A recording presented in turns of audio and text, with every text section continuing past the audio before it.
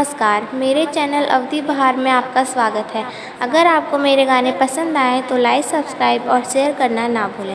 कैदा फैसलवा अलग हो बई पिया, कैदा फैसलवा अलग हो बई।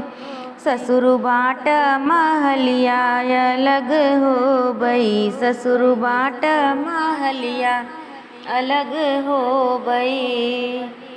हमरे ससुर जी के चारई बखरिया, हमरे ससुर जी के चारई बखरिया।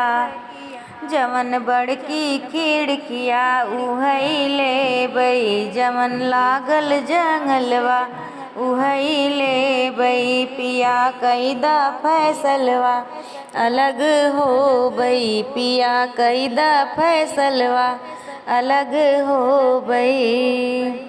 ससुर बाट महलिया अलग हो बई, ससुर बाट महलिया अलग हो बई।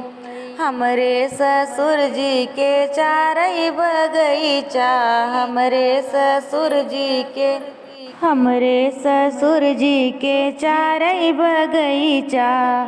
जवन फरेला अमवा उहई ले बई, जवन फरेला अमवा उहई ले बई। ससुर बाट महलिया अलग हो बई, पिया कैदा फैसलवा अलग हो बई। हमरे ससुर जी के चारई बेटउआ, हमरे ससुर जी के चारई बेटउआ। जवन खूबे कमाला उहई ले बई, जवन खूबे कमाला उहई ले बई। ससुर बाट महलिया अलग हो बई, ससुर बाट महलिया अलग हो बई। सैया कैदा फैसलवा अलग हो बई, पिया कैदा फैसलवा अलग हो बई। हमरे ससुर जी के चारई बिटियवा, हमरे ससुर जी के चारई बिटियवा। जवन कबहू न आवई उहई ले बई, जवन कबहू न आवई उहई ले बई। ससुर बाट महलिया उहई ले बई, ससुर बाट महलिया अलग हो बई। पिया कैदा फैसलवा अलग हो बई। हमरे ससुर जी के चारई बुलटिया, हमरे ससुर जी के चारई बुलटिया।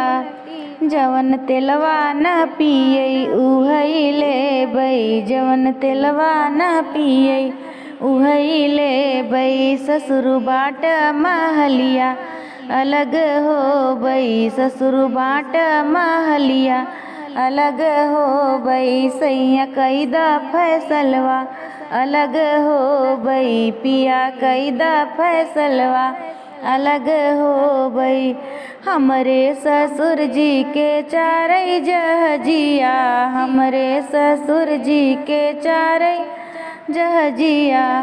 जवन उड़े आकाशे उहई ले बई, जवन उड़े आकाशे उहई ले बई। ससुर बाट महलिया अलग हो बई, ससुर बाट महलिया अलग हो बई। सैया कैदा फैसलवा अलग हो बई, पिया कैदा फैसलवा अलग हो बई।